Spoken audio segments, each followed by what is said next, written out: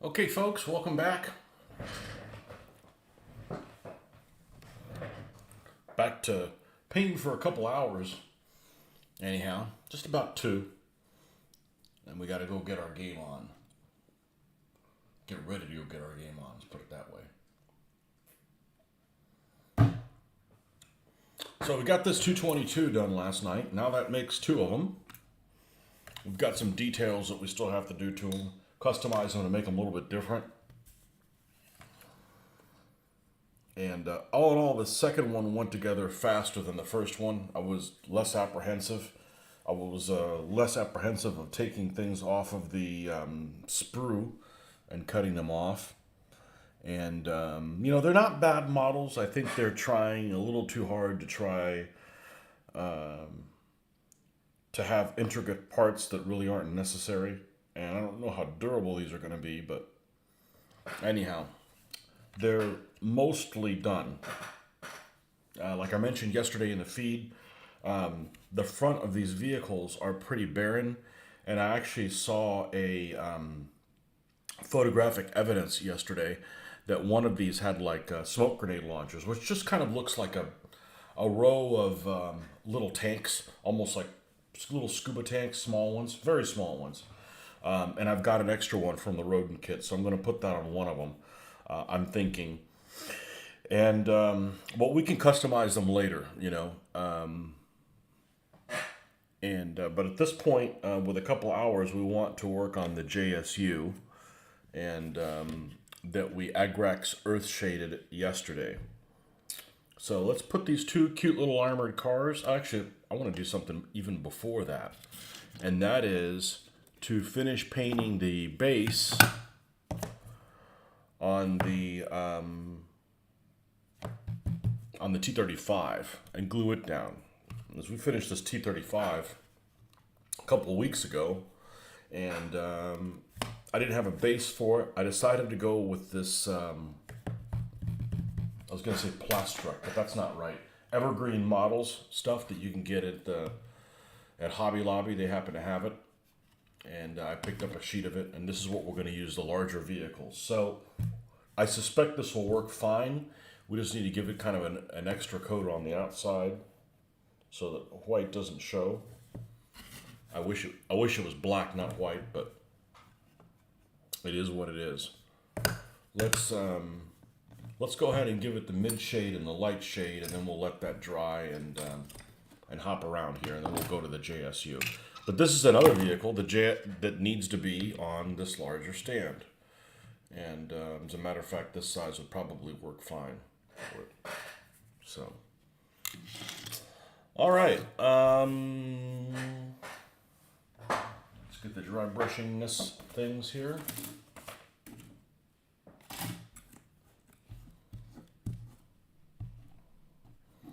If you guys missed the St. Patrick's Day edition, the drinking edition, well, we had some adult beverages and didn't have a buzz or anything. Went to sleep just fine, woke up great. I should drink more often. All right.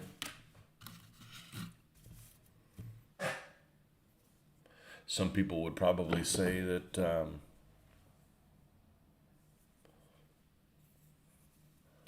if I didn't have a buzz, what was the point? But I don't need to have my mind escape from doing this. This is all pleasure.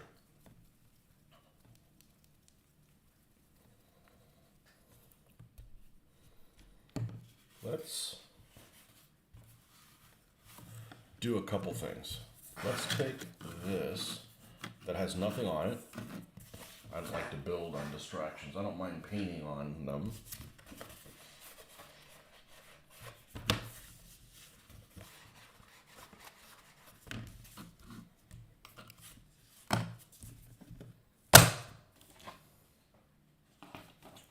And let's see if we could find one of these.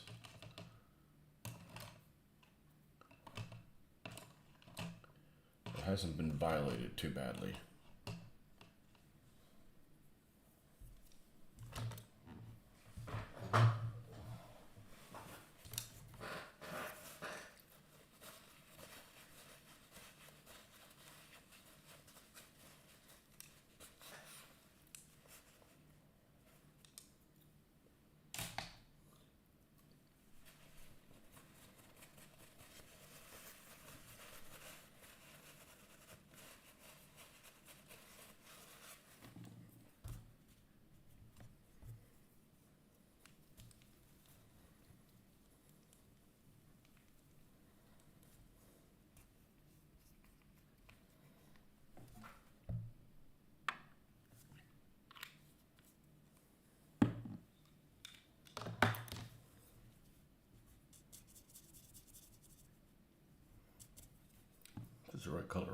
U.S. field draft. Perfect.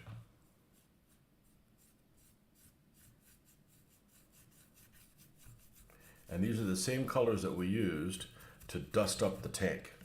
So the weathering that we did on the tank are these next two colors coming up. So it helps tie everything together.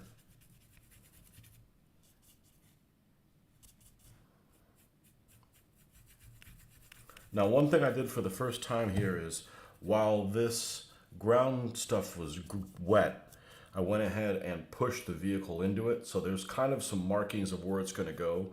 I'm thinking, well, maybe that can make it easier for me to locate the parts that I need to cut. I don't know if that's actually going to be the case, but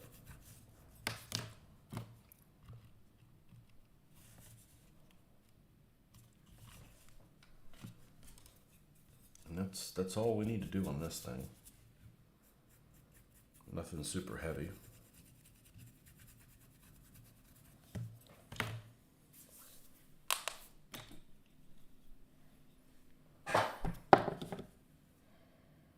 And we're looking for Iraqi sand. Don't know if Iraqi sand actually looks this color, but that's what the color is painted. I'm sure there's all kinds of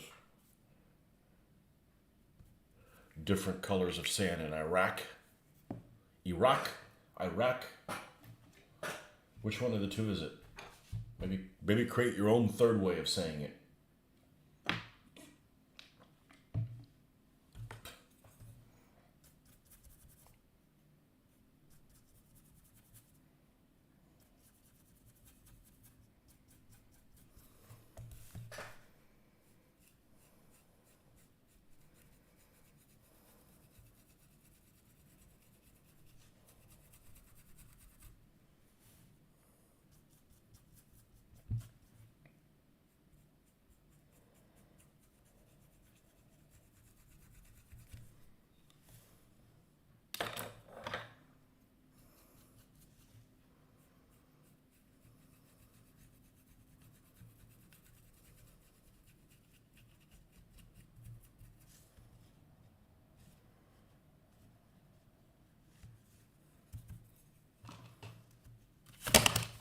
Jeez, what was that all about?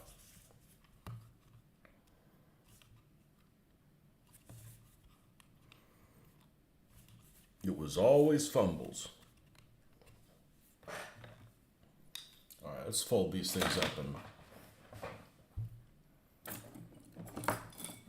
let's get the X-Acto knife here.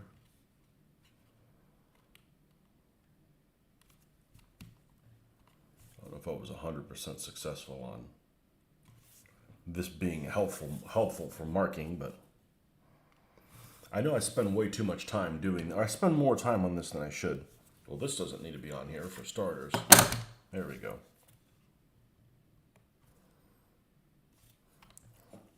Acting more intoxicated this morning than I was last night.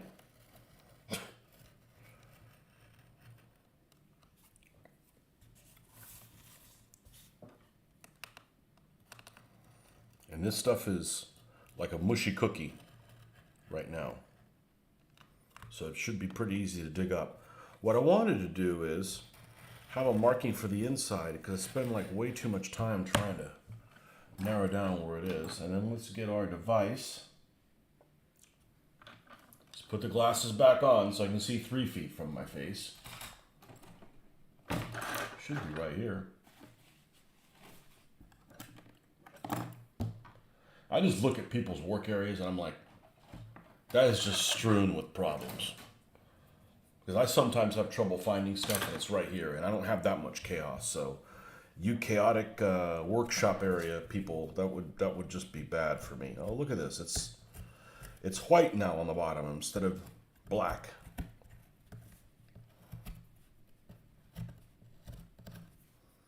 Okay, so it looks like the other marking is right here.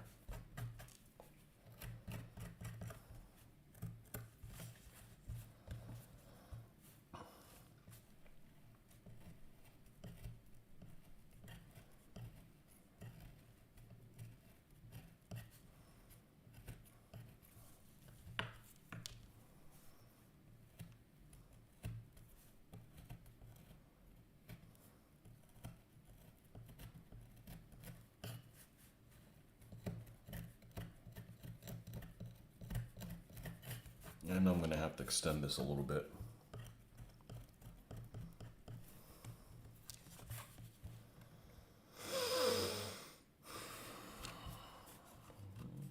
Okay, that one's spot on. Okay, we need to go back a little bit towards the outside here. I thought that was cut.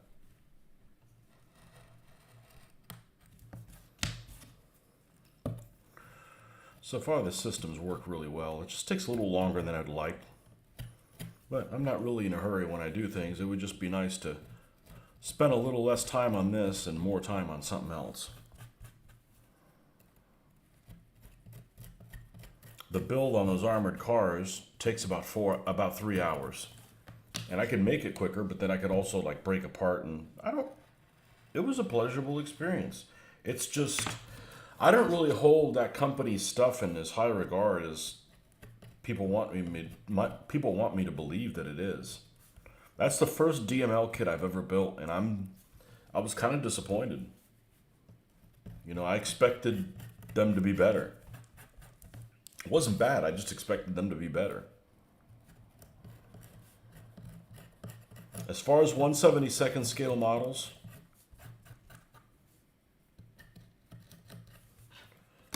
top dog is Plastic Soldier Company NES model. I'm going to say Plastic Soldier Company, other than they're difficult to get a hold of sometimes, but they give you lots of options. Their guns are plenty robust. You know, so they're out of scale a little bit. Hey, it's a War Games model. Hey, it's a War Games model.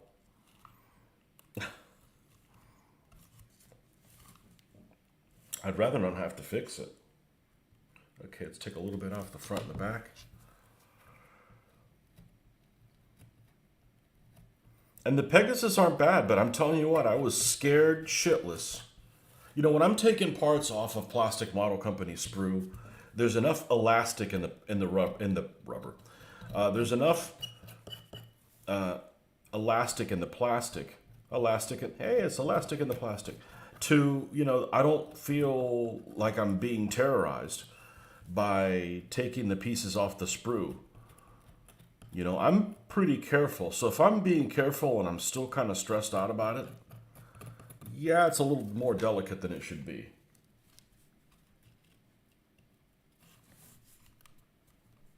Okay, a little bit showing there. It's not a big deal.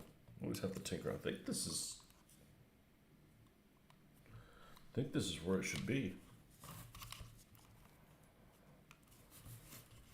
Yep, let's go ahead and glue this puppy down.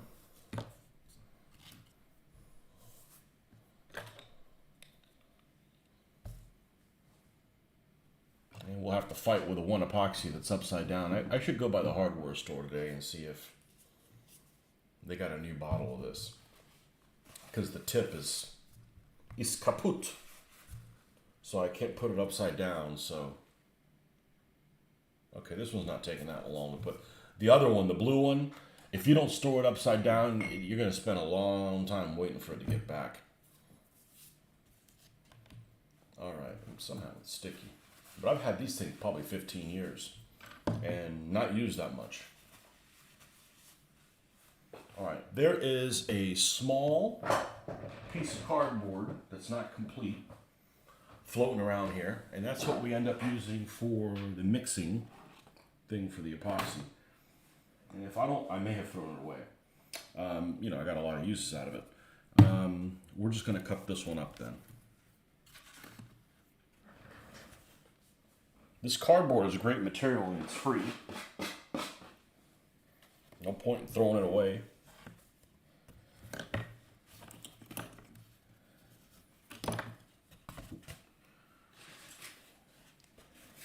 So the plan today is I can do this for a couple hours, and then I got to go to game day, and then I'll be back on in probably early evening, late afternoon.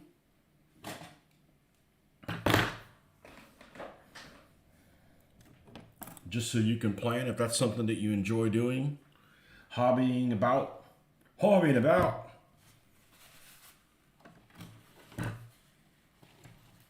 I certainly do not like working on this non-socially. even though the interaction with you guys is a little on the minimal side, it still keeps me on task.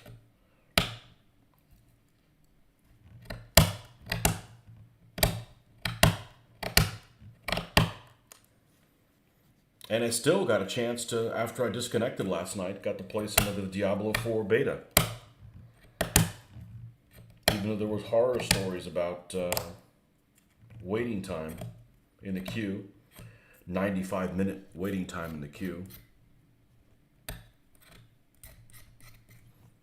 And it's not a finished product, but it looks pretty good. I think my wife's really going to like it.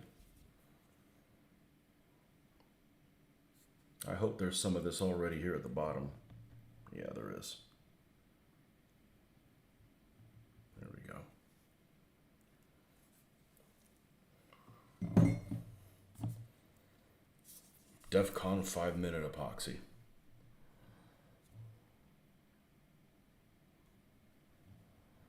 And I can't put this one upside down because this lid is cracked for some reason.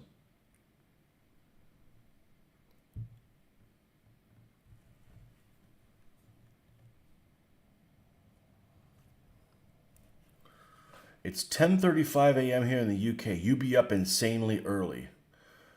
Welcome, Deep Red. So I wake up at 5 a.m. every day. I used to wake up at 4 a.m. every day.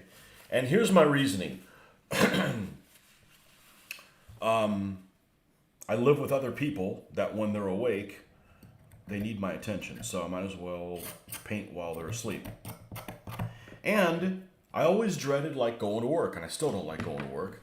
But if I'm going to wake up at 5 a.m. to go to work, why the hell can't I wake up at 4 and do whatever the hell, wake up at 5 every day on the weekend and do whatever the hell I want? And I've just been doing that probably for close to 20 years. So I don't stay up really late. I stayed up last night probably later than I normally do. I went to bed at about 11. And I woke up at 5. Had my breakfast. Played a little bit of Diablo 4 beta until it jammed. I figured, okay, let's go online now. It's only available for this weekend right now, so might as well make the best of it. And we're on. So that's probably what I'll do when I get back from the game day. I'll see if I can play some Diablo 4 beta. And the first time it jams, I'm done and I'll go to painting. And you get to do both things. I'm not frustrated by it jamming. I think I played for like 40 minutes before there was a problem, so that's pretty decent. I was expecting it to be worse.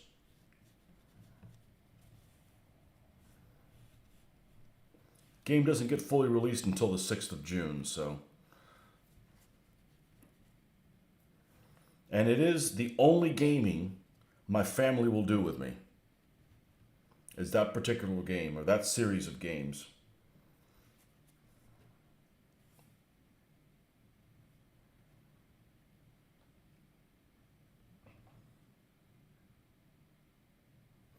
Can barely even eat it. That's 6. Well, the problem is if I don't get up early and do this, there's a chance I may not get to do it at all. And that's kind of unfortunate. I need to get things. I don't need to get things. I want to get things accomplished because this feels good.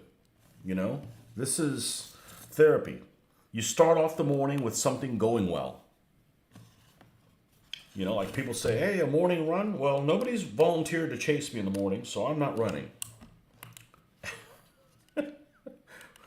All right, we're going to glue this guy down, and she's glued, and we're going to leave her alone.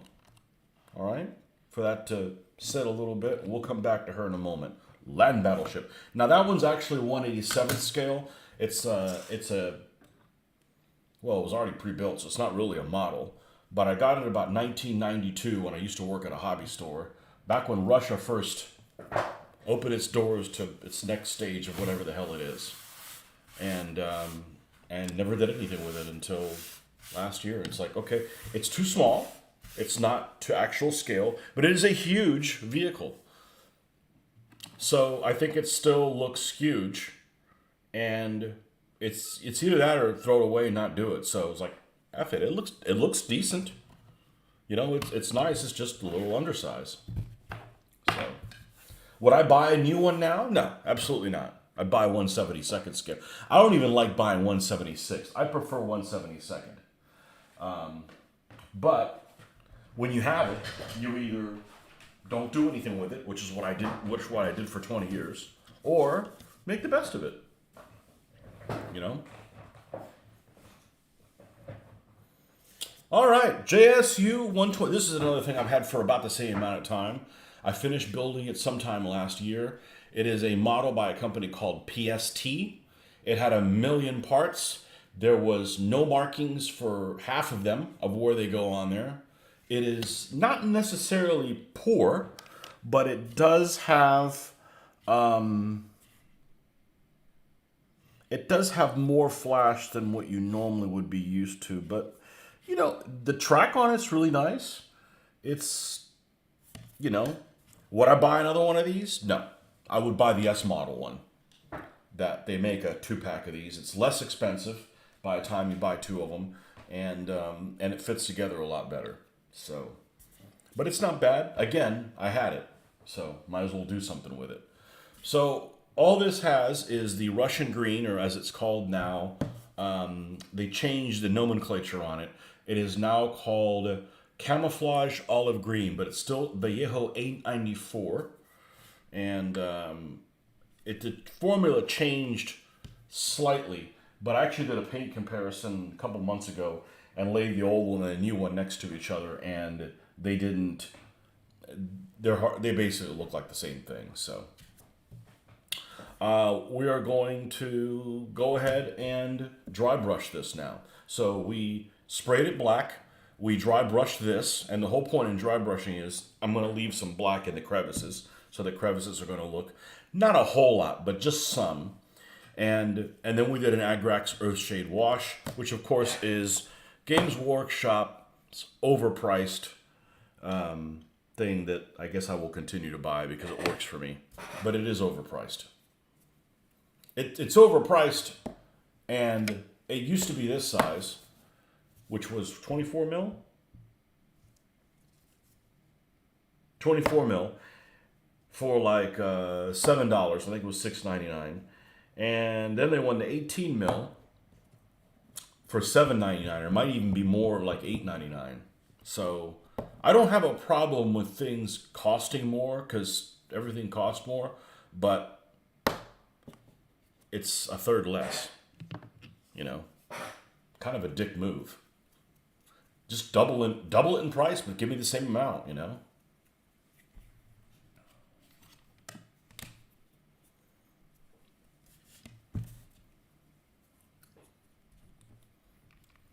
I was on a forum several years ago.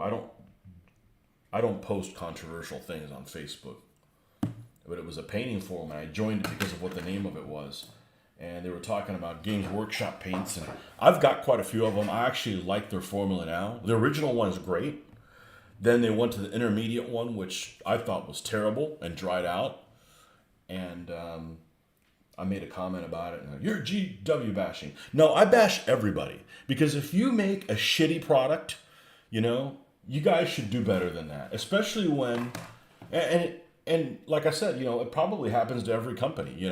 I used to use Model Master spray for clear stuff. They got bought up by Rust-Oleum, discontinued all their lines, and it sucks now. It's the spray cans, the rattle cans are so bad now. I went and bought an airbrush just so I can prime and seal, because the fumes were like really bad, toxic, even in an open area, So yeah, you start making crap stuff, I'm gonna call you on it. I'm gonna call you down on my channel. I'm not gonna make some national crusade to make you go out of business. I'm sure there's people that like their products, but when I'm a fan of your stuff and it starts being good, what'd you guys do wrong, man? You get too greedy? I don't know.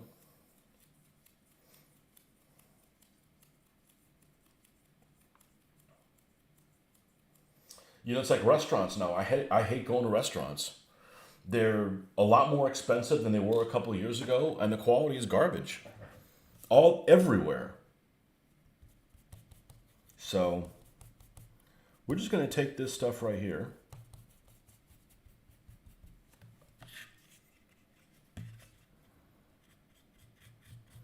And we're just going to go over it,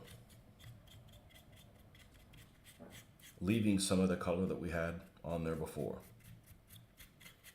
This is exactly the same color that this was dry brushed originally.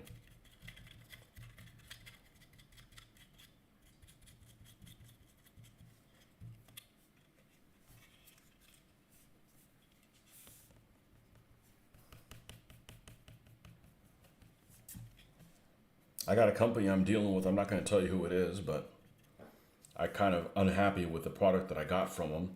And I had been in communications back and forth, and they said they were going to make it right. And they just come up with a bunch of excuses. And now they just won't even respond to my messages. So I'm just going to write it off. But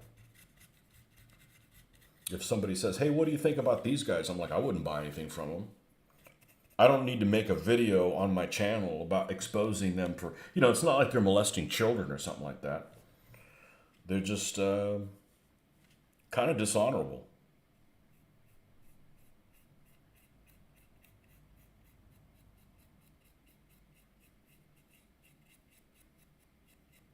Oh, this might actually turn out really nice with the streaking effect. But I started painting like this, the vehicles. I haven't painted vehicles in 20 years. And I figured there's got to be a better way than how I was doing them, because I was happy with how I was doing them, but it was taking way too long. And there's a lot of videos online about how to paint vehicles. And honestly, some of them just take, I don't have 20 hours to spend on a vehicle. I have too many vehicles to do. I'm never going to finish them all.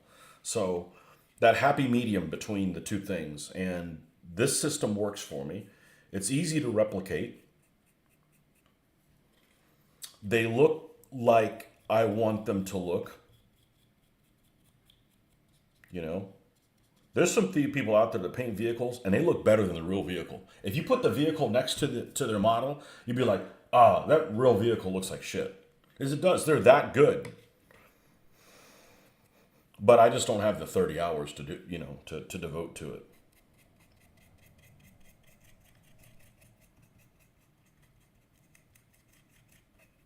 And honestly, they look good, but they don't look right to the figures, because the figures are always a little cartoonish, and I don't mean that in a bad way. Maybe not cartoonish. What is it I call it? A graphic novel, and that's what I want my figures to look like, kind of like a graphic novel. So there's no point in your figures looking like a graphic novel. They're going to look some kind of unrealistic because the sculpting is oversized and so forth. And just about everybody, unless you're using soft plastic figures, pretty much everybody's lead, white metal figures are exaggerated in some form. So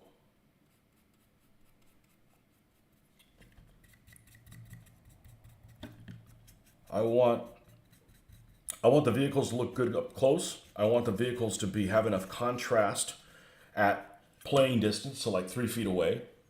So you need to give it a little bit more contrast than maybe making them look really realistic. But that's just my take. Other people might want to do them realistic. Hey, you can do your vehicles however you want. I'm just saying that your vehicles actually look better than a real vehicle.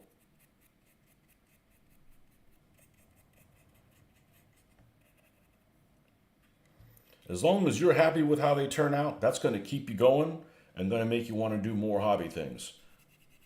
If you, as a creator, do not like how they turned out, that is bad, because that could keep you from producing other things to motivate / make other people enjoy the hobby.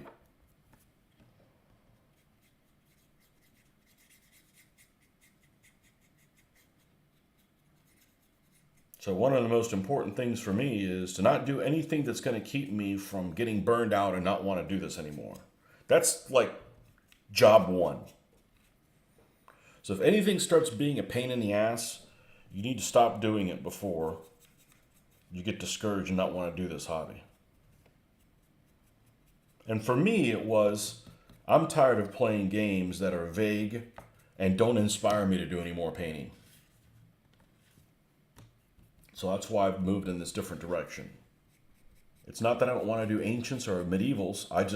I'm looking for something that has a little bit more detail so that all the effort that I put on heraldry and etc., I feel like it's worthwhile. But in the meantime, I've deserted World War II for 2 decades. So, and it's funny because a couple years ago, I'm like, I'm never going to do World War II again. And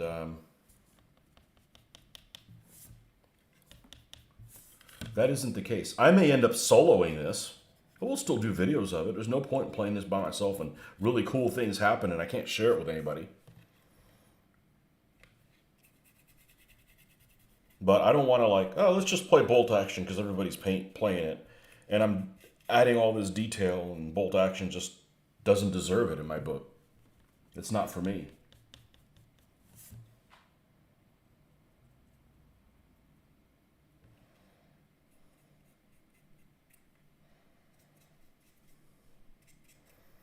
I'm not out trying to convert anybody. You like your set of rules? Play them, man. You know, I'm going to play rapid fire today. I'm not a fan. I'm not really a fan of the rules. Doesn't matter. I'm going for the social interaction. I'm not going to build any forces for the game. I'll still be able to talk World War II shit. That's going to be a win. I think this is about all we need to do, really.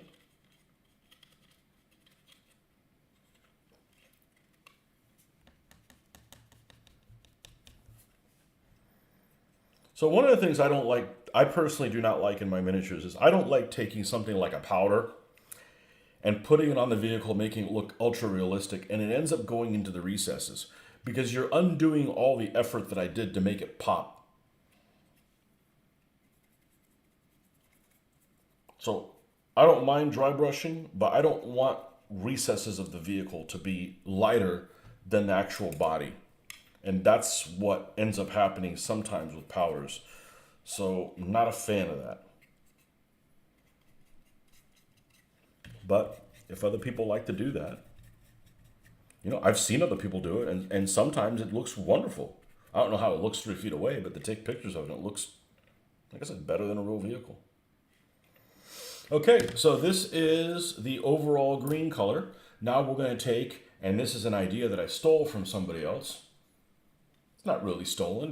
They freely shared it. Just like I share things on here. I don't keep anything from you guys. And if you guys want to take what I do and run with it, you know, all the better. We're going to add a little bit of dark sand to this green as a highlight. Something I would have never done. I would have added white. I have a lot of practice at mixing things, but I don't have a lot of practice in adding colors that aren't white to lighten them. I have just started doing that now, and I've been happy with the results, but it's just kind of, it wasn't my original thinking. Now, I may actually need to use the wet palette for this to keep this color alive a little bit. Where is this? 1 drop of flow aid. But you're dry brushing, trust me. You need to keep this stuff wetter. You'll be mixing it every single time you go to...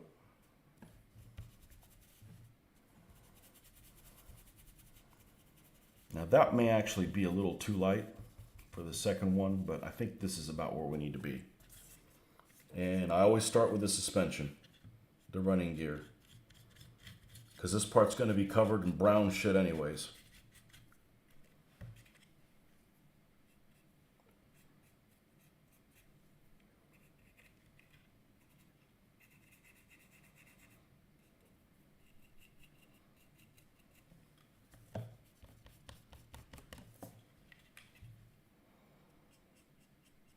And you really want to hit those hard edges.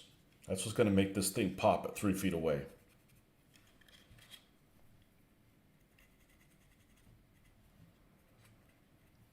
And then the hand painted markings. That's the part I really like. That's the part I really, really like. Some people are like, I don't really like doing that. Well, I like doing things that I can put my own spin on it. And hand painting markings is something I can do. And it's easy to do. We did it last weekend. We did all kinds of, we need to move to the wet palette. This is drying out too fast. I got a half a mind to buy another wet palette that's smaller. This thing is just masivo.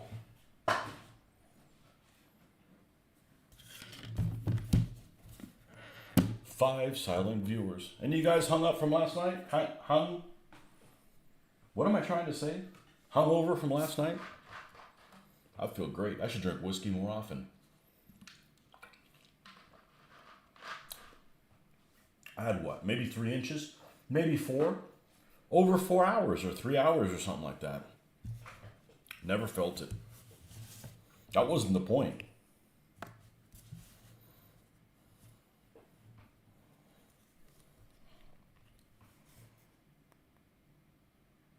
Still have some of this color right here.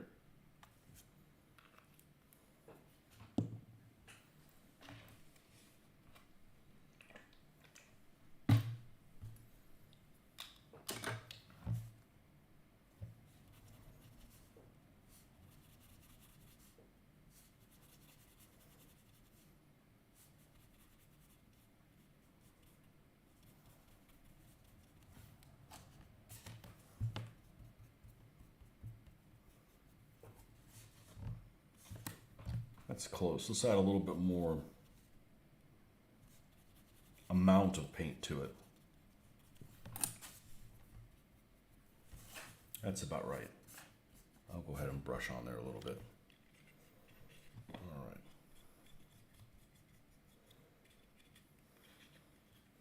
But I really enjoy doing the Soviet vehicles. Because you think, Soviet vehicle, it's all green. Boring. You don't have to make it look boring. That's on you.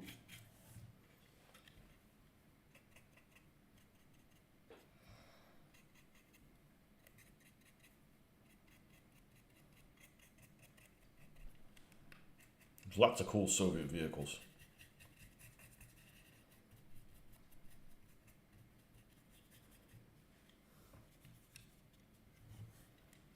The thing that I think is really lacking on the Soviets, and that's just their unit histories.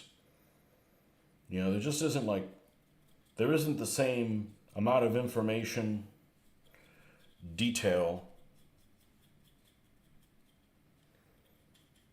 on, tank corps as there is, panzer divisions. But it's better than it used to be. It used to be really poor 20 years ago when I was doing World War II stuff only. That's kind of what I think is kind of sorry as far as the Soviets are to get motivated to paint certain things, is that their unit stuff isn't very exciting. It's either not known or they didn't have specific markings for every unit. But other than that, their vehicles are interesting. The green stuff paints up nicely.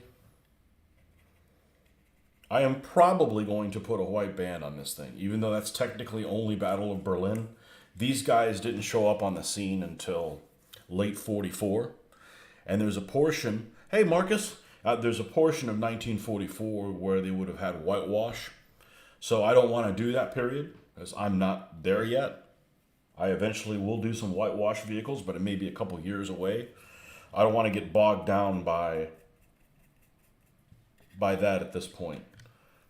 So you either got March till the end of the war, or you've got somewhere around September, October.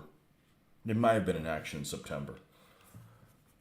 So with that said, I'm going to put a white band on this thing. I think I'm going to put a white band on it. I may not. But this is the perfect vehicle for a skirmish game. It has a gun with not a lot of ammunition. A very powerful gun, 122 millimeter. Not a lot of rounds of ammunition. Fires slow. It has no coaxial machine gun. It will have an AA mount that we'll glue on it after we're done. But your commander has to expose himself, and nudist commander. He has to expose himself to get a shot off. So there's that trade-off of, you're not in some steel bunker that the infantry can't touch. You know.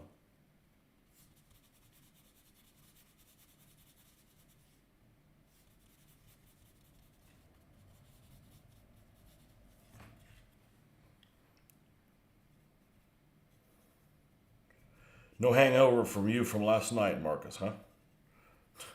I feel great. I never even had a buzz. But that doesn't exactly work because not the last Historicon, but the Historicon before that, somebody invited me to a beer about midnight. I didn't even have a buzz from it, and I woke up with the worst headache I've ever had in my entire life. It was horrible. It was so bad I had to throw up like 3 times. So, I don't know what it was, but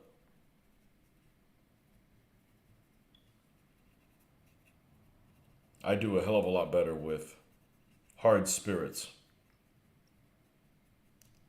than beer.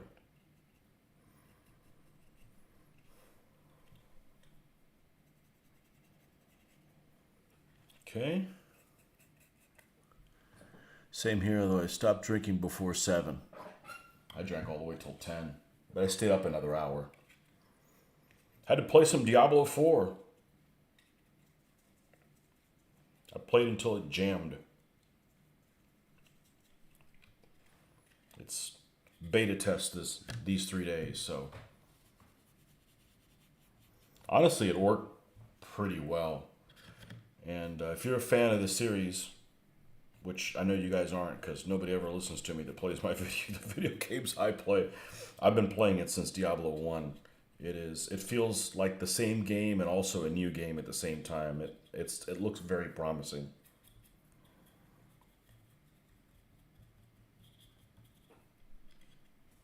Sake used to give me day after trouble when I lived in Japan. Yeah, I do so much better with liquor, with hard liquor. You just drink it slow. If it's something tastes really good. I mean, if I had been drinking beer during the same amount, I might have had 2 or 3 beers, and then and then feel like crap. And I feel like I've got to stay hydrated, drink enough water, and all that stuff. That's what it is. You just get dehydrated, and the things in your brain shrink, and you get a headache from it.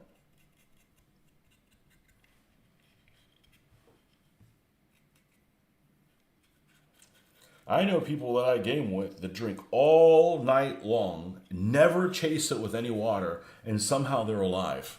I would be in bad shape. I would be in bad shape.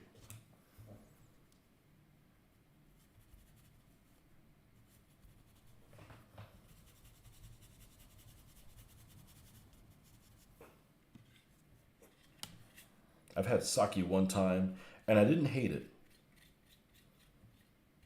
But I don't think it's something I would order on my own. First of all, I don't know shit about it. I have had Japanese whiskey, though. That stuff's pretty good.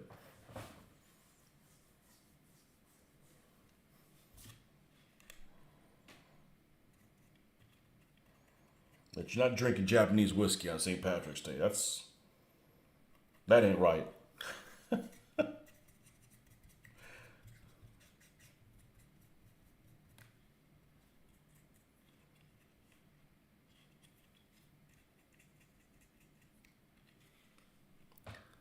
That wouldn't work for me. I mix almost everything with water.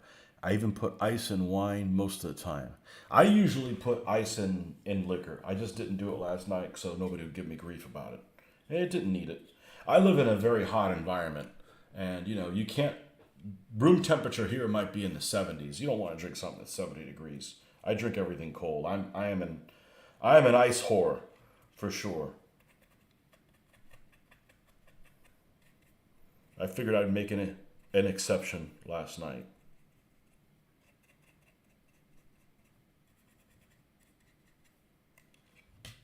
All right, let me put my glasses on, step away from this, and see what it looks like with the contrast. Okay, I think we need to go one little layer more. Actually, I don't. I just need to pick out the details with one layer brighter.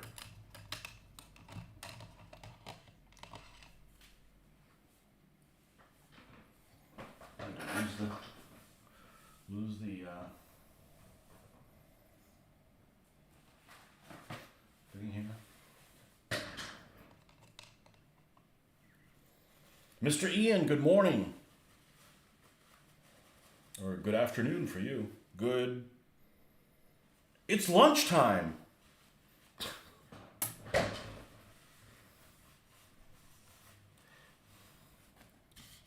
You know the good thing about having lunchtime in the UK?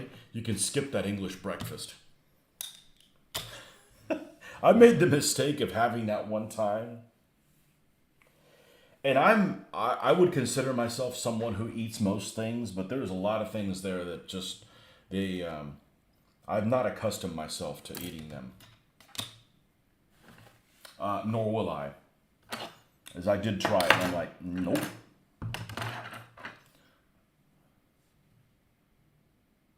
Nope. And my ancestors eat things that are weird too, so it's not like I'm anti-English or anything.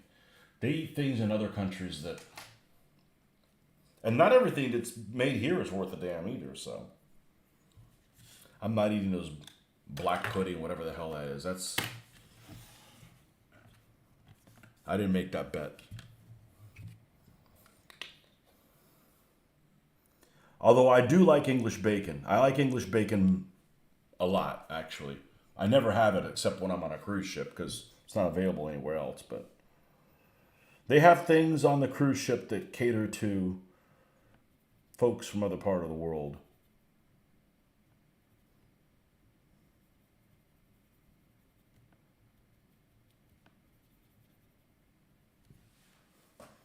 Guess you're talking about black pudding. Yeah, I'm not eating those things. The full Monty. I love full breakfast. I do too, but the American one. Well, I don't know about full. I'm not eating pancakes and stuff like that. Yeah, and those beans. I am not a fan of baked beans anyways. I actually like every bean except baked beans. So, here we go. Let's make these little details pop.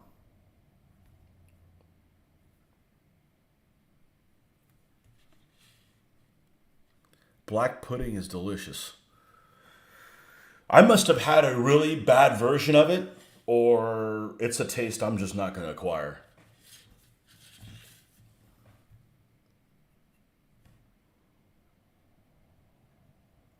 But some people really like liver.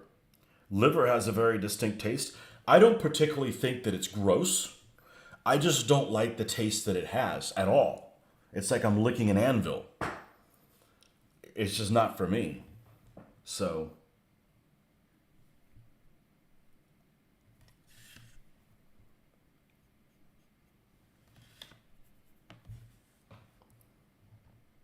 you can have my helping of black pudding. It's all yours.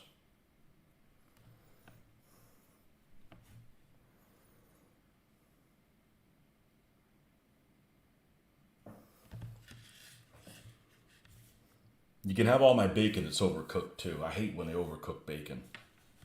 Again, it gets a flavor I don't care for. Could I eat it? Sure, but I'll pass it on to somebody else that likes it.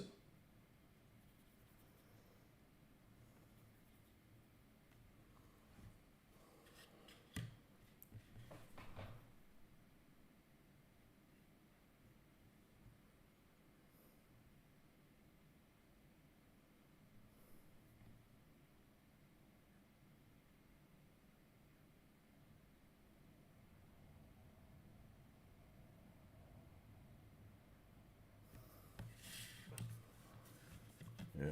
Go over these little details, make sure they pop.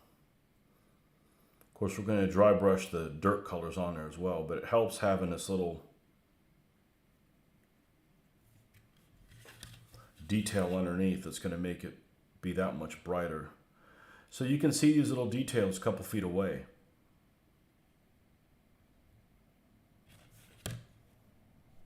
What time is it? Oh yeah, we're going to be able to do some numbering and stuff. Man, that's what I live for. Hand painting these numbers.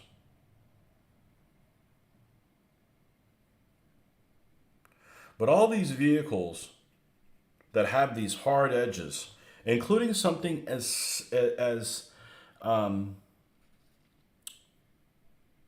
the word I'm thinking of?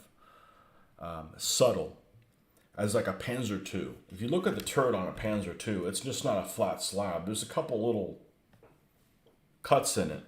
And if you can add just a little bit of like rubbing like this so that all of those changes and makes a big difference. And it's really noticeable a couple feet away. And it just keeps it from looking like a big blob.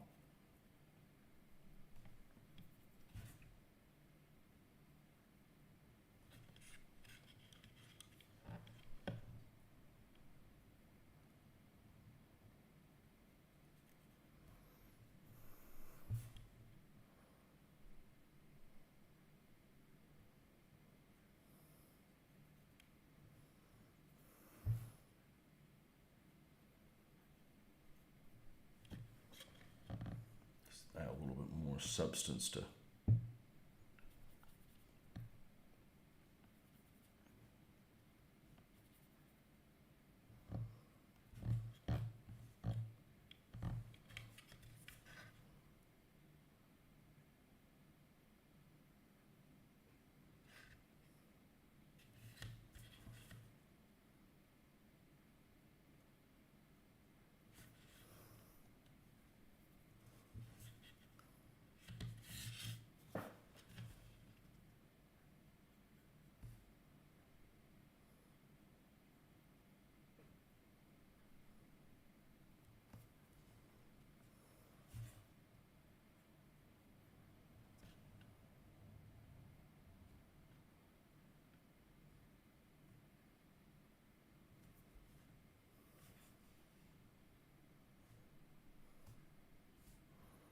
And this is going to get a Nuln Oil wash in a few places. We'll pick some other things here on the hinges, even though this is going to be heavily weathered here on the back.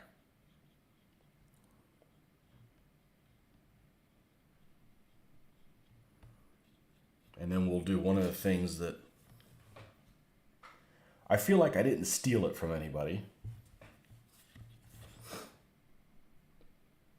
And I've been pretty happy with it.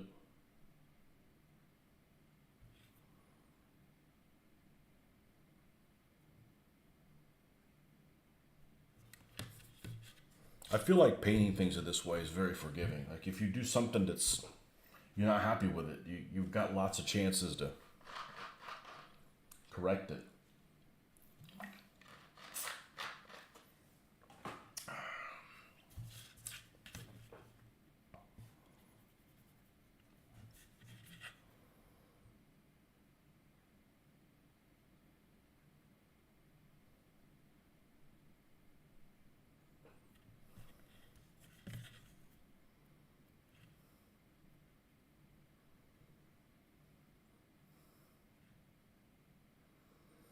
I'm just adding almost like dry brushing type of highlights that didn't show up on the dry brushing phase.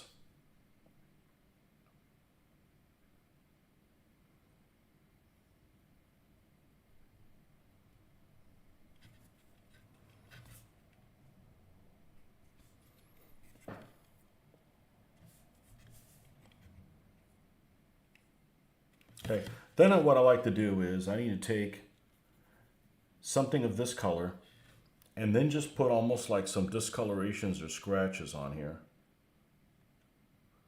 just from wear and tear. Just something subtle. Doesn't have to be very big, but between stuff like that, the dry brushing and the Agrax earth shade, I think all of those things work together to make it look pretty decent. A couple scratches here on the roof. Scuffs, I should say. I don't go in there and do the chipping. That just would take too long. And actually, the chipping is something that I've done very little of it, and when I do it, it looks like crap because you're the one that did it. You're your own worst critic. You see other people do it, and sometimes it looks wonderful, but I just try to avoid it altogether.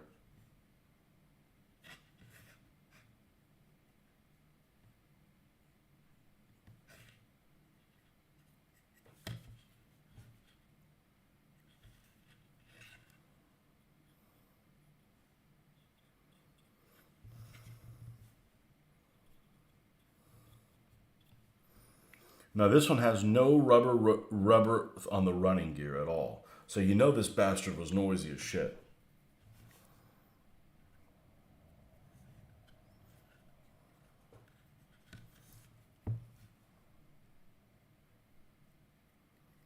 You have to have a nuclear war to be able to sneak up on somebody with this thing.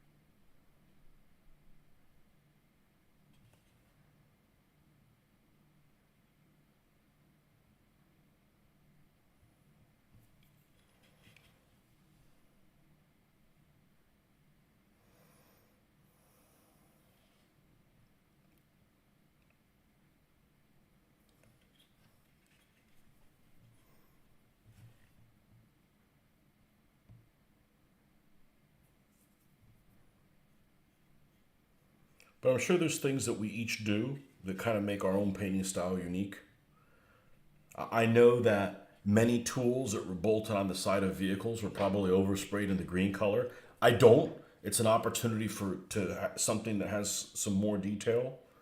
So I want to give it that extra detail and paint, the handle, like it's made of wood and stuff like that, just to add a little bit of color.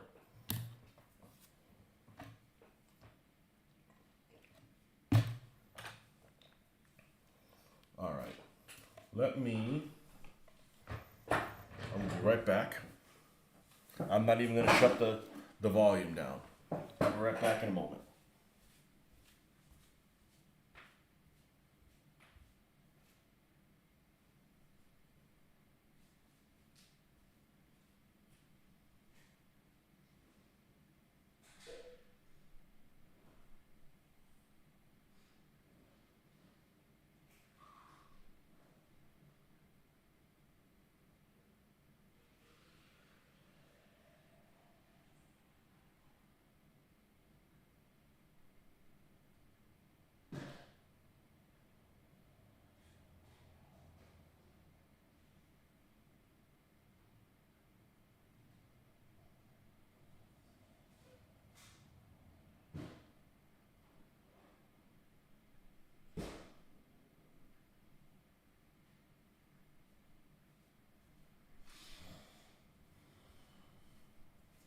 I would actually consider this being one of the vehicles that actually looks pretty good. It's a good looking vehicle.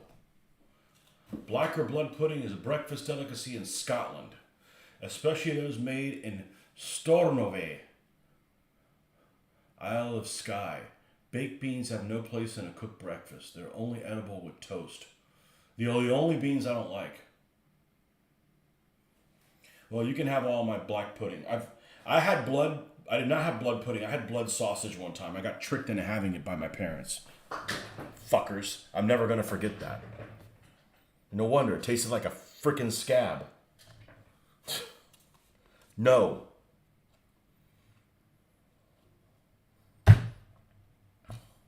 What did I do wrong?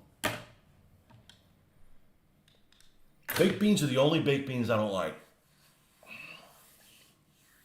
The only beans I don't like that I've had. Okay, so this bastard, this beautiful bastard, is ready for the next phase, which is going to be, let's paint the tracks.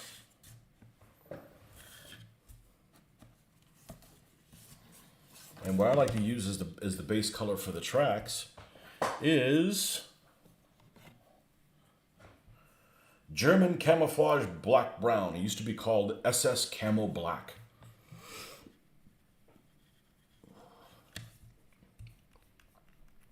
And I can mix my own color and I get almost the same color. So I'm like, okay, let's save myself some trouble and use something that's already pre-mixed. And this is the secret. Some Flow Aid. Because it makes it so much easier to apply that paint and get everywhere you need to go. Now, we might actually go up in size for a paintbrush and make this process a little quicker. Because there's nothing I dislike. That's not true. Nothing I dislike more. Now, there's things I dislike more than that. But there's no point in making something take longer than it should. You had blood sausage in Portugal. I actually liked it quite a bit. I also loved the sardines there. Different than every place I had. I remember having sardines as a kid. Yeah, I'm never trying blood sausage again. Sorry. I'm actually fine eating other stuff, you know. It just... You make me eat a lot of weird things that are nasty, that are made from animals, and it wouldn't take me long to be a vegetarian. I'm not going to be a freaking a vegan, but you know, as much as I like ham, and I am a ham fan.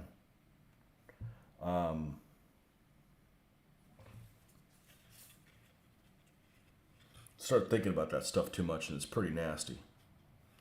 I'm not going to raise my own animal to eat it. Somebody else can do it. I'll buy them in the grocery store when it's already done. Yeah, I got bamboozled into trying blood sausage. Here, try this. Never thought, which I do stuff like that to my daughter, but I never have her try something that I find even questionable, you know? You're intrigued with the idea of painting tracks. Oh, dude, it's so easy. So let me just explain what it is, and well, let me show you some results, okay? Because, and I don't mind you asking me stuff. I mean, this keeps me on track. Let's grab some T-34s. Let's grab this T-34. No, let's grab a German vehicle. These T-34s have kind of basic tracks looking. So let's grab one of these cute little riveted Czech 38s.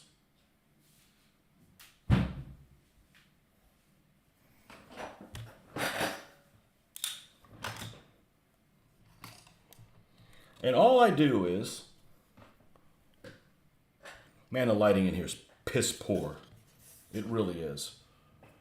You know what helps? When I zoom in a little bit. Let's zoom in a little bit. Because I can talk about it, but if I don't show you, then you're like, well, that doesn't sound like that's going to work. Well, let me show you what it looks like.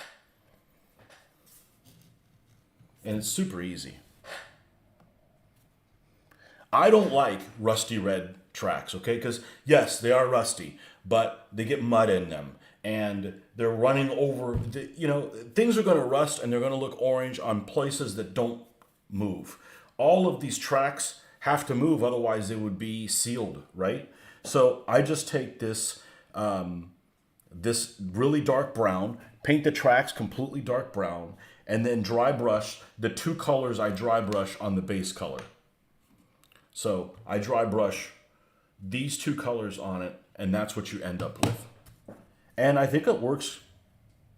I think it looks good. There's no, you could probably do a fine dry brush of like metallic color if you wanted to, but I just haven't. This thing is sandy all over the place, and maybe if it was running on pavement, but all this dirt and crap that's in the earth is going to get in the tracks, and it's really effective, and it's super easy to do. And one thing that makes it really easy to do is using this Flow Aid, because what the Flow Aid does is, and don't follow the directions on the Flow Aid, just dip a little bit of it as you go. What the Flow Aid does, it makes this acrylic paint behave kind of like thinned down enamel paint. In other words, you don't have to go out of your way trying to shove it in the creases and waiting for the bubbles to pop. So, and I just kind of happened upon that. I just decided to try it one time, and it just, especially if you're doing like road wheels or something like that, you can just grab one and you can hold that. You can hold that line all the way around the road wheel instead of like painting little bits at a time that take forever. So, Flow Aid is definitely is a useful thing. I ended up getting it because I was making my own thinner following a recipe from the for an airbrush, for your own airbrush thinner, and it used a little bit of Flow Aid. So I'm like, well, what am I going to do with this whole bottle of Flow Aid? So I'm like, let's try to use it for something else. And dude, it's amazing. It's amazing. You've inspired me on the painted numbering and aerial recognition markings. I bought 15 painted T-34s from someone many years ago. They have no markings, and I'll be trying your techniques. Yeah. Well, good. I'm glad. Dude, that you made my morning. You know, I don't necessarily need, I don't need acolytes. It's just cool to people will run, and it's happened to me before. You'll run into something like, I don't know what to fucking do. I don't know what to do about this. I don't know. I'm afraid of making the wrong decision. Just like writer's block, I call it painter's block. I don't know what I'm going to do. So what do you end up doing? You move it off to the side and you work on something else and you have something that's half finished. But if you've been at this for a while, just freaking jump in and paint your way out. But so anything I can do to keep that from happening to you and or me is a win. So that's why I like these live shows. I'll come across stuff and I want to share it with you. I mean, I don't want to take this stuff to the grave, you know? And I don't care showing you when I make mistakes. I don't want to make mistakes, but, you know, it happens. And if you don't make any mistakes, you don't know how to fix any. Well, if you don't make any mistakes, then you don't need to fix any because you're not making any mistakes. But you know what I'm saying? It's, we'll come across stuff and there'll be things that problems will arise. And, I don't know, the last 20 years, I couldn't do this to this level when I was in my early 20s because I wouldn't say life experience, but work experience of solving problems and stuff. Just kind of, you got to find a workaround. It's either that or you're going to end up stopping the whole thing. I don't know why I switched over to this. I'm not ready to do that yet. So, try the Flow Aid. Buy a little bottle of it and see if it works for you. I don't use it for everything, but in stuff like this where, you know, I can almost apply it. You don't want to spend 3 hours painting freaking tracks. Certainly not the track like this is on the underside that you're not even going to see. And the fact that you're going to dry brush all this stuff allows you to cover up some boo-boos when they happen, you know?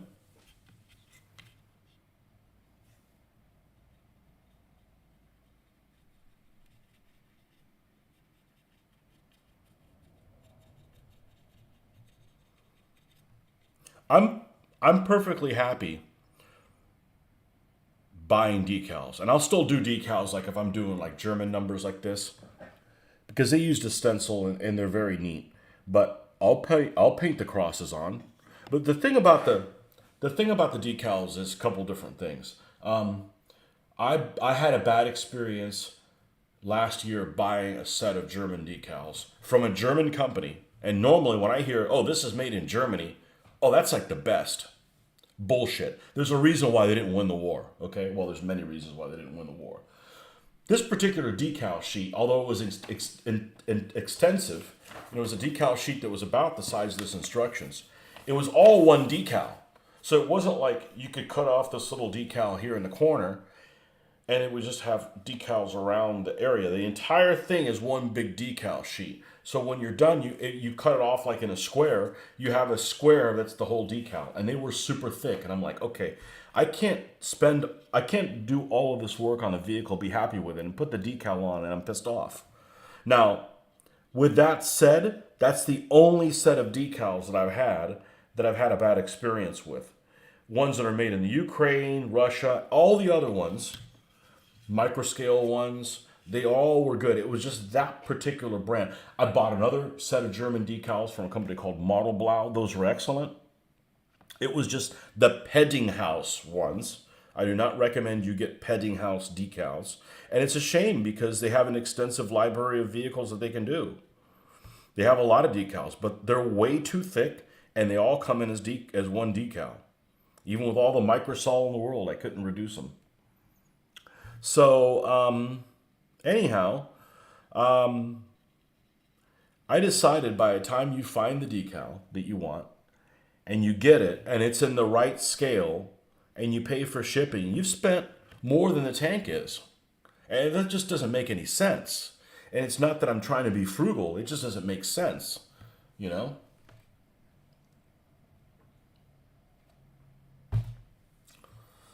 You know, it doesn't make sense that you go out to eat and you have a steak and your dessert costs more than the steak, you know? It's kind of like that. So I'm like, well, let me try painting my own. Flow aid is you got to keep the brush moistened. It's kind of like lubrication for the brush, and take it one stroke at a time. Center everything. You know, it's just like if you're going to write a thing on a big poster board. You know, you're going to write "Happy Birthday, Christina," whatever. Okay, that's really long. If you start at one end, you may not have enough space when you get to the other side. You know, this is shit that when you were a kid and I did posters, I didn't think about stuff like that. And you end up with a messed up looking poster. But I'm just thinking, you know, the best way to not have to fix your mistakes is not having them in the first place.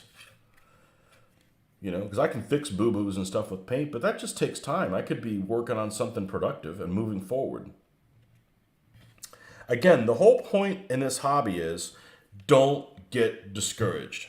So anything that you can do to keep your morale up and keep on plugging away, keep on grinding,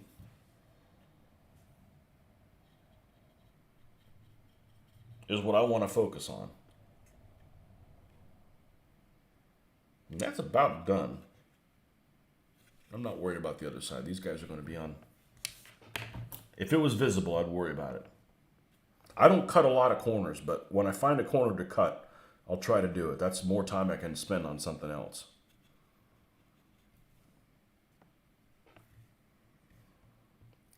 Go buy a tank. I gave up doing, I used to do 1/35th scale models in the early 90s, okay? And I'd come across a problem. I don't know how to deal with it. You didn't have the internet to ask other people. So I just put it away, bought another tank. So I'd had like 35 tanks that weren't completed. I had some that were completed, maybe 6, and probably 40 that weren't. I got rid of them all. You know, they're not up to par anyways. There's no point in painting a vehicle and not using it in combat, so to speak. But back when I was doing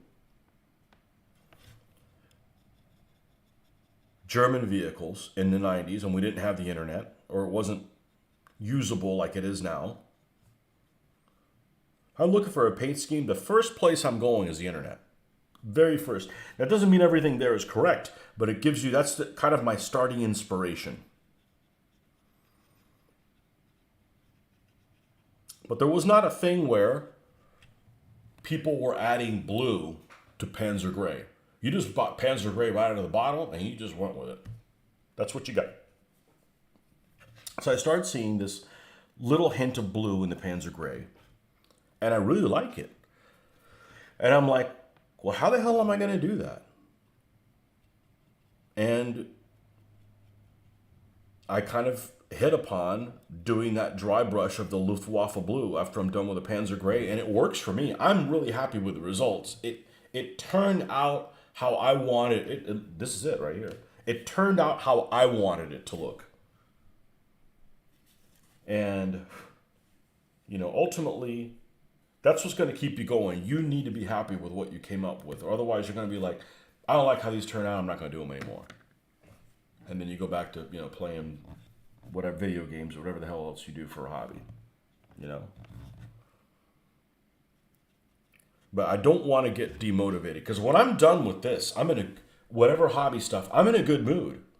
When I go play something else, I'm angry. I've been suffering. I've been, you know, putting out fires, whatever the hell it is. But this is all good. This is always almost always a good experience.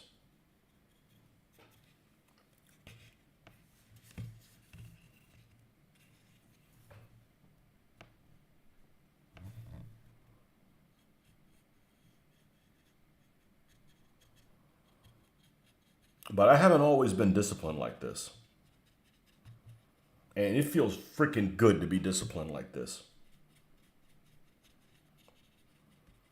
And I don't miss painting 15s because here I'm going to build in a JSU 122. And then when I'm done with it, I want to maybe do an Italian tank or maybe some infantry figures. Not like more frickin' Romans, more frickin' Romans, more frickin' Romans. It was, it's not that, it's nice for a change. And it doesn't mean I'm not happy with how my 15s turn out. I'm very happy with them, but it's just, you get to mix it up a little bit with this stuff.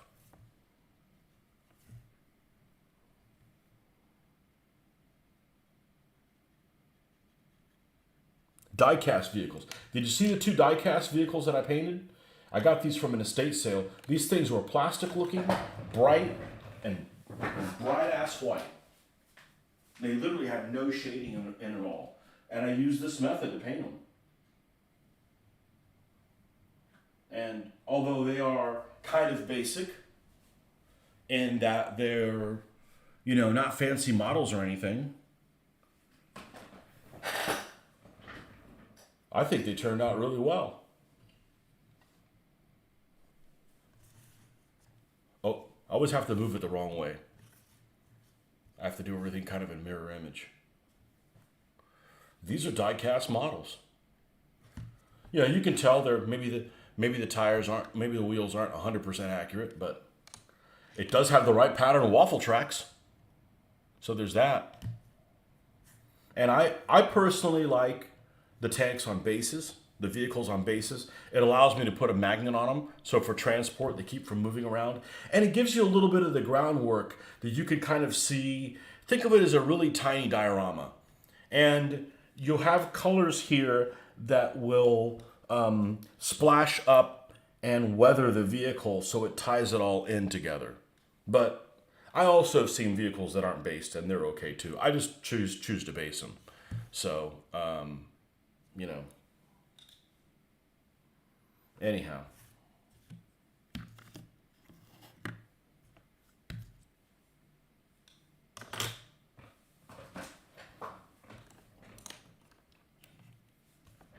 This is a great hobby. And I think it's a very cheap hobby, as long as you have self-restraint. I think gaming is a really cheap hobby. Compared to, boating or firearms or whatever it is that you're into. Going to see sports at different places. I think this is a super cheap hobby. You get a lot of hours of enjoyment for very little cost.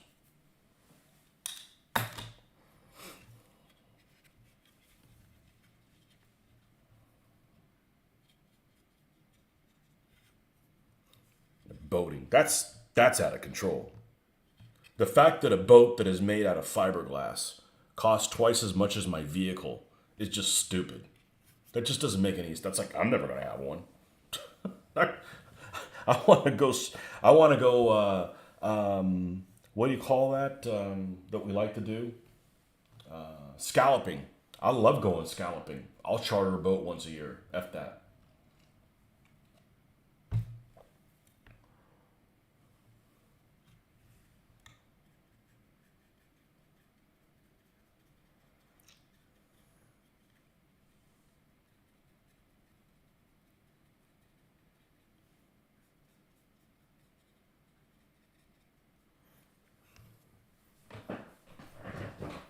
Oh yeah, so I was going to do a building this weekend. We'll see. I got to show you guys the one I did, which I may look at it now and go like, man, I don't really like it. It actually looks okay. I don't know if it has as much weathering as I would care for, but that's easy enough to fix. Well, then you got trees. We got to knock out our trees. I got a lot of stuff to do. We'll figure out some new stuff along the way, learn from other people that have done it. You know,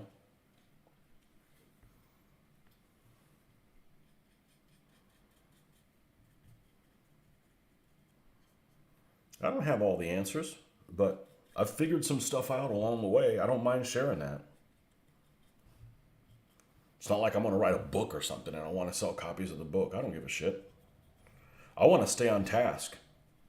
And the way for me to stay on task doing this is to make me stay entertained by sharing stuff with you guys.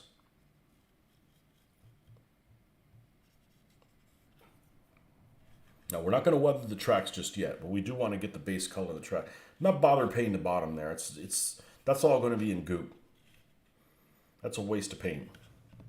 We'll do the top of the edge of the track here, and then we'll be done with this, and we can go do some numberings.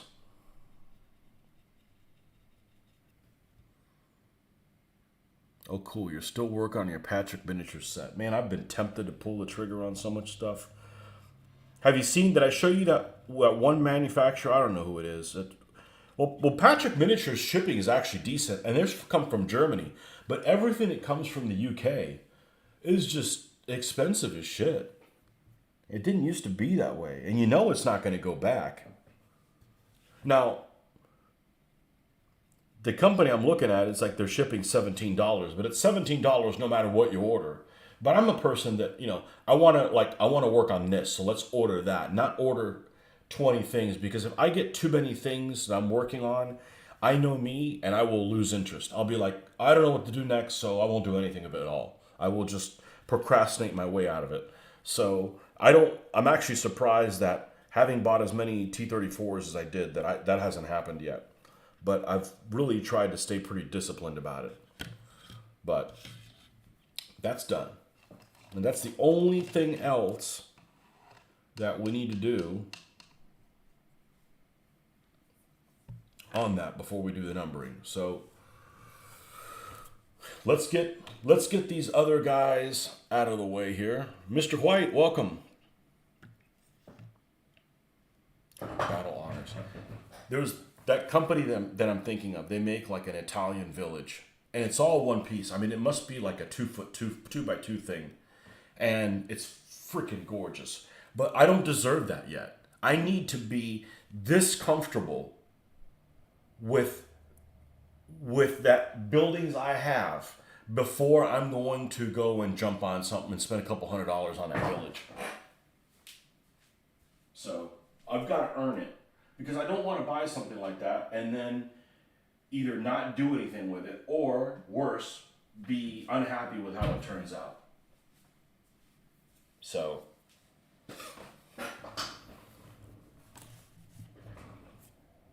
Alberto, buenos dias. Or in your case, when I thought of this, it's about noon there. Why do you guys eat freaking dinner so late? That is the one thing that, I mean, that's where my ancestry is from, is Spain, But I am a 5 a.m., 11 a.m., 5 p.m. eater.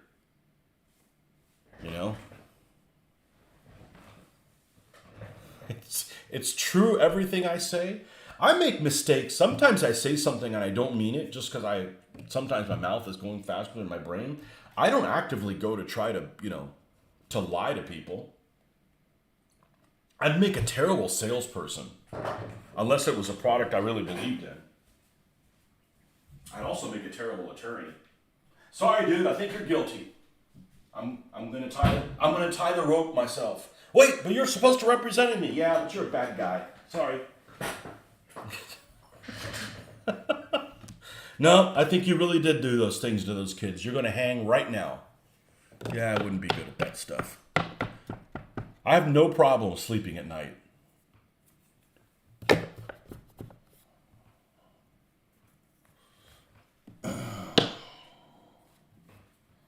Let's put all of these usual suspects away.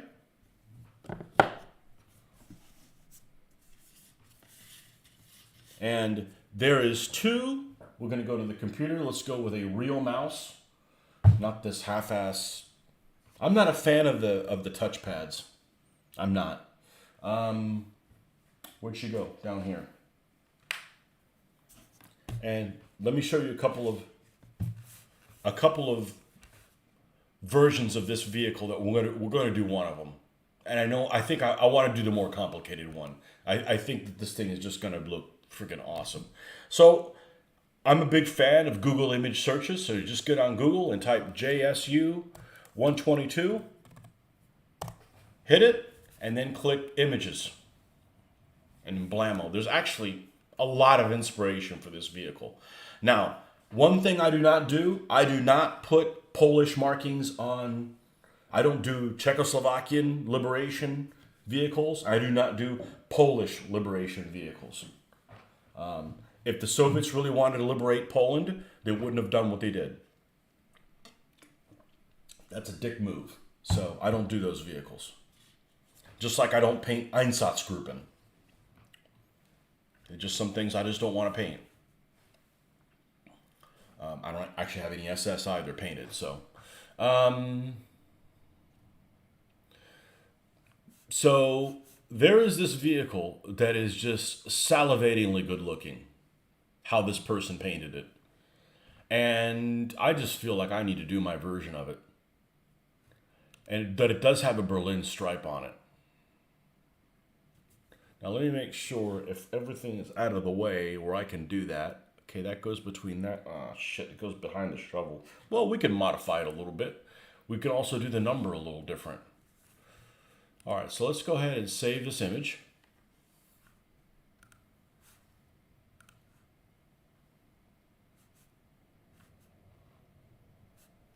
Does it have anything on the roof? Oh, it does. Shit, that's going to be hard to resist.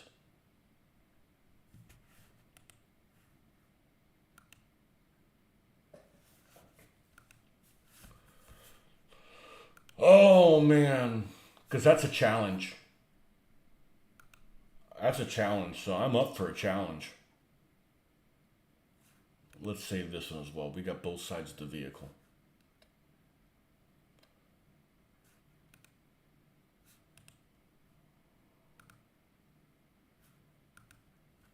This is good. This is an attractive vehicle. Okay, this 34 looks cool, but it's just freaking a 3 and a 4, and that's it. You know, we need more than that. What else do we got here? Okay, this famous one that has the 62 on it, and it has some writing on it, like your mother is a hamster or something like that. I don't know what the hell it says, but I just did a bunch of writing on it, so on a vehicle. So I don't think I'm leaning towards going towards that. And I really like a red star on a freaking Soviet vehicle. I think it looks good. It adds a little pop of color, just like I happen to like the Nazi recognition flag on the appropriate German vehicle. It adds a pop of color. We're not promoting totalitarian ideologies. It is just a historical miniature. Oh, here's some of these huge freaking triangles on the side of them. I don't like that. Some things you'll see and be like, yeah, it doesn't look very believable. No, we're not doing a Polish eagle. I am a fan of eagles, but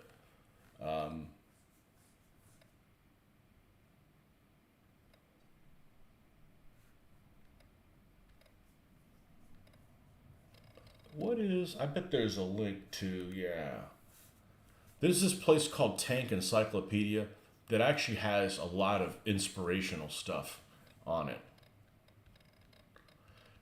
And they're, color renditions of it.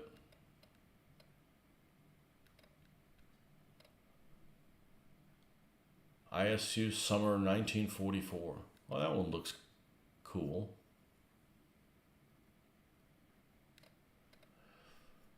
ISU 122, 338th Guards, Kirov Gradarsky. Heavy self-propelled regiment, 1945. There is a mouthful. With the writing on the side of it, looks like that's probably October Revolution. October something or another. Oktyabrskaya Revoluция. Used to be a Soviet battleship that was called that.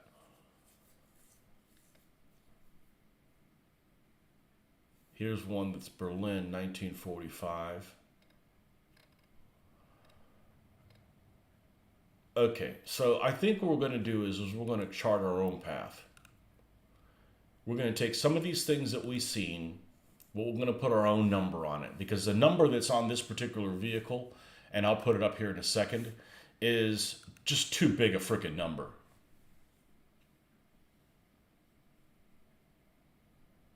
No olvide hacer agujero en cañón del tanque. Oh, it already has a hole in it. Fortunately. Yep. Mr. Kevin, welcome. All right, so let's take a picture. Let's bring a picture up on the screen. Let's see what's on this one. We can do that one. And let's browse. Kevin is from Arizona.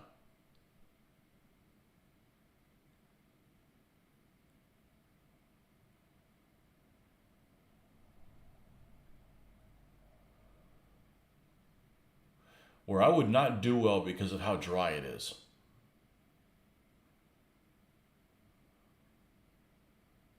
Still want to go there.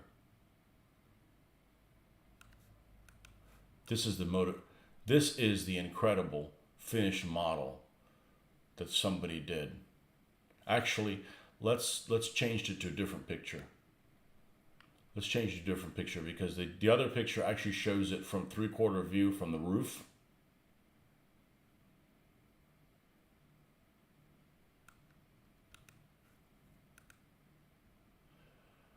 There we go. And we'll do done. And we need to make it visible. And look at this. That is freaking cool as shit.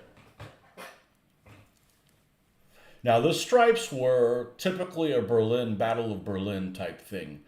But I'm going to have a hard time not doing that. That looks good. And that may trigger me to do some T-3485s next. Because first of all, I've got like 8 of them to do. And they have all kinds of Berlin type. I like that white stripe on it. It just adds something, it just adds something to it. And I really like it on the roof.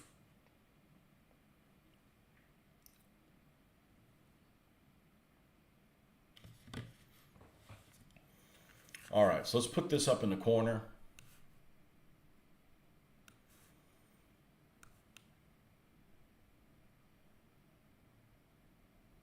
And let's change this to the one that's a little bit more visible for the time being. It is right next to it. It doesn't show the roof, but it gives me a better idea of what it looks like from the side view. Let's get it in the right place, and it is this one. Done. Okay, that looks great. Now I'm going to use a red decal for the star. I'm not hand painting a star on there. Not dry this week. You should be getting our rain soon. Yeah, I think it's going to be rainy today, which is fine. It's not going to really cramp my style or anything at all.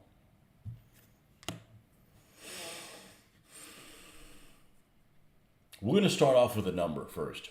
1511. And that may be as far as I get, because I've got to get ready to game. Let's start on the other side, because this one goes behind a shovel.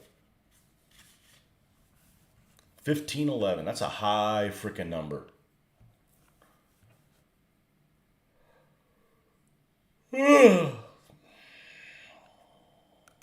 Let's go to the other side.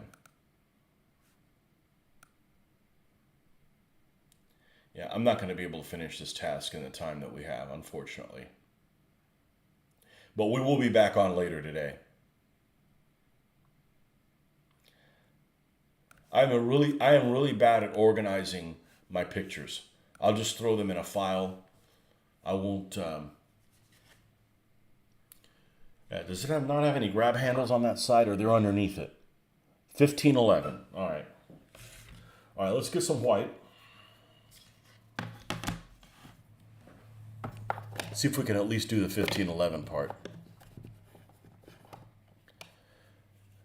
Yes, the Russians put a lot of phrases, but from what I've seen, they didn't put any in the first couple of months, and then they were getting their troops were not doing too well, so they put them for motivational purposes. Generally, the bigger the tank is, the more phrases it had. Probably because it had a larger space to be seen at a distance to motivate people. So KV2s, very common to have. KV1s, KV2s, almost always had phrases. Late in the war, they were kicking the shit out of the Germans. They didn't need to keep motivated, you know. They so it wasn't as necessary. So probably no phrases on tanks from June and July 1941. After that, you're going to start seeing them more, and probably not a whole lot into the 44s. If you're doing 1944 tanks, 1945 tanks, not as many motivational speeches on tanks. The Soviets know that they're gonna win. They know that they're gonna crush the Germans. They're crushing the Germans. So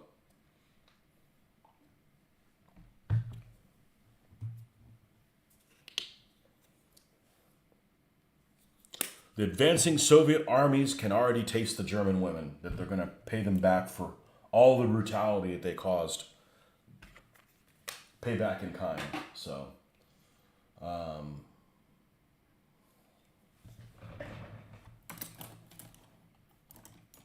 this is a good brush. Okay. Go to this side. We're looking at 1511, and we need to stay in between this little box here and this area here, right? It doesn't have to be perfect. I mean, I could change it. I mean, and not do 1511 and just do 511. And one of the things I really like doing with the numberings, since I'm hand painting them, I don't want them to look like Tony Aguilar's painting. I want it to look like the style of the numbers that were done by a Soviet person in the 1940s. So if you look at my German vehicle, my Soviet vehicle numbering, they don't all look consistent, and that's on purpose.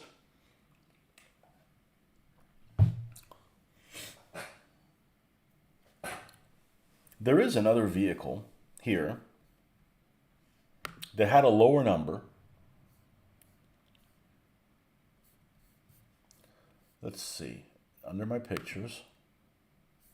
Oh man. If I'd done this 7 years ago, I wouldn't have had to switch glasses on and off. It's mildly annoying, this particular vehicle. What number does it have? Oh, it just has a 15 on it.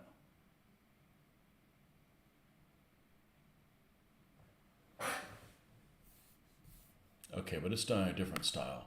We're calling this one 511.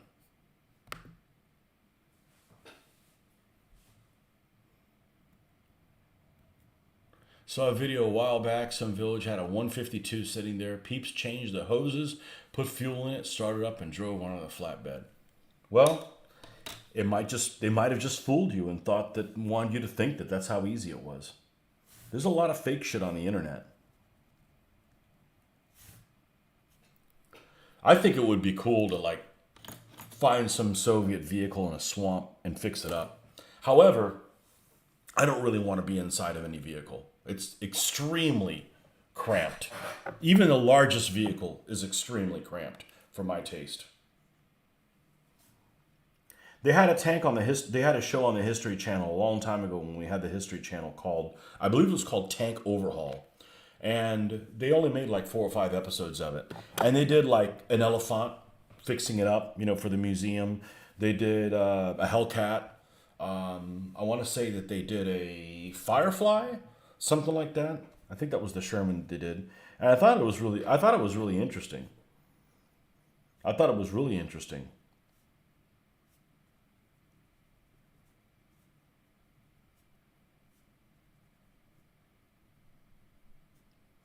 We're not going to use pure white.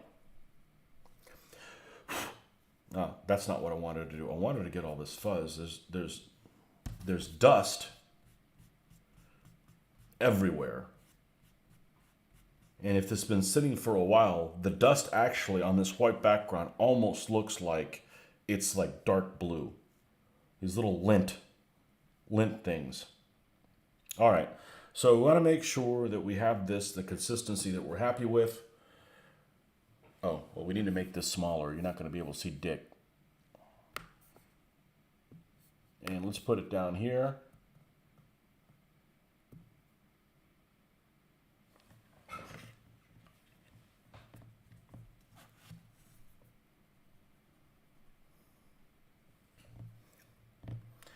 F it. I'm just going to do the whole 1511.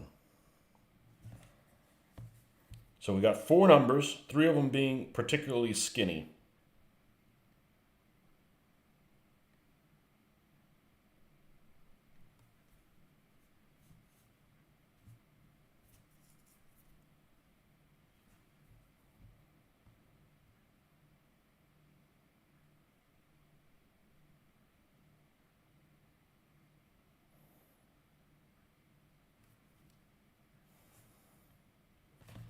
Styles that 5 done in. I like it. It looks good. It's a good looking 5.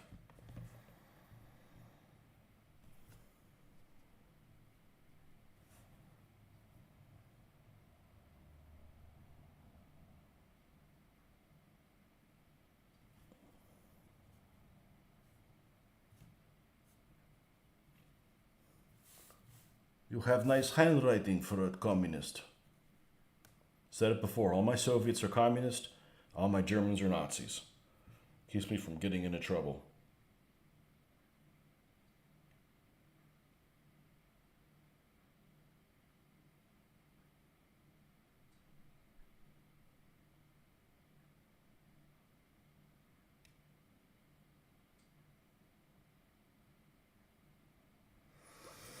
And it doesn't have to look exactly the same. It just inspirationally needs to look like that.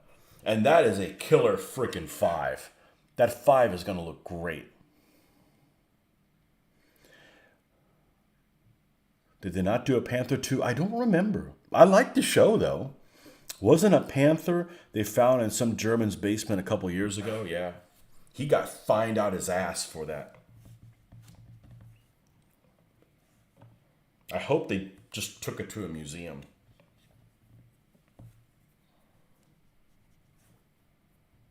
Now that we've got the basing thing, we're going to do some panthers too.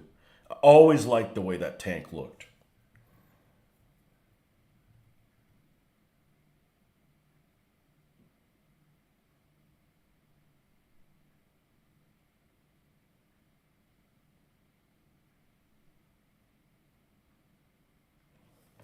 Okay, we want the numbers narrow. Now you see how I boogered it up a little bit?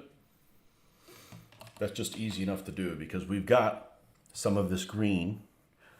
Now one thing is when you fix this stuff up, you want to make the color a little darker than it normally would have been on there. It actually looks a little bit better when you do that to fix it.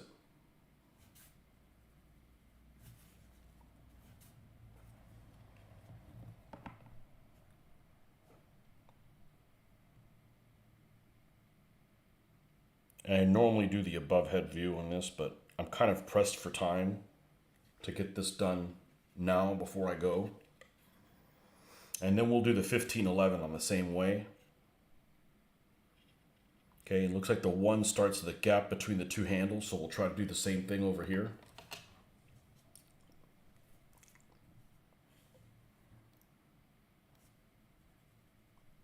We'll be back on later today, though. The only thing I hate about doing this is my alone time that's happening the next 3 or 4 days is going by really fast because this stuff takes time. You know, this is exactly what I want to be working on. But man, I can blow through 4 or 5 hours in a heartbeat.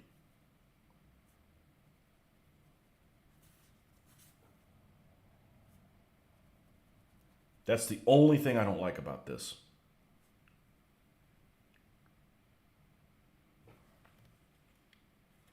Okay, that's about the same color that we got on there. So we're going to start here. And about how tall is it? Okay, about that tall.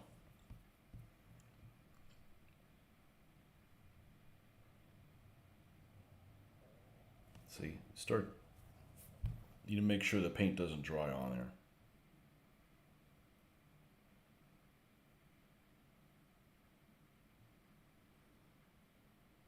About the right height. About right.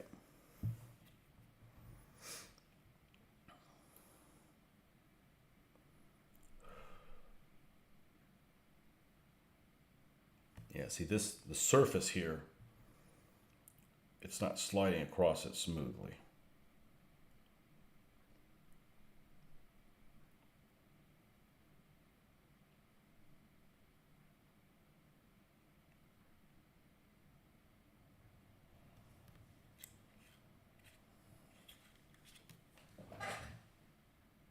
That's pretty close.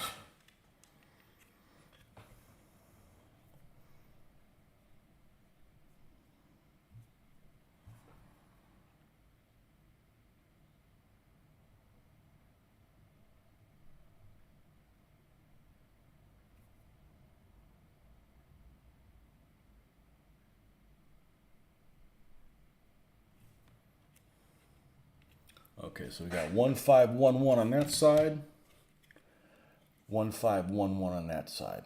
And that's where we're going to stop. Okay, we're going to fill those numbers out as we go. Yeah, really happy with that.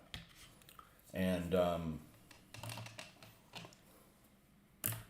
do the roof. And I don't know if I'm going to do the roof. I do like the way the roof is, but there's so much white on the roof, it's like almost like overpowering. Used to like the Panther. I am not a fan of Schertzen, so I do not like the look of a Panzer IV with Schertzen on it. Doesn't mean I won't build one. I've got some to paint. I just don't like Schertzen.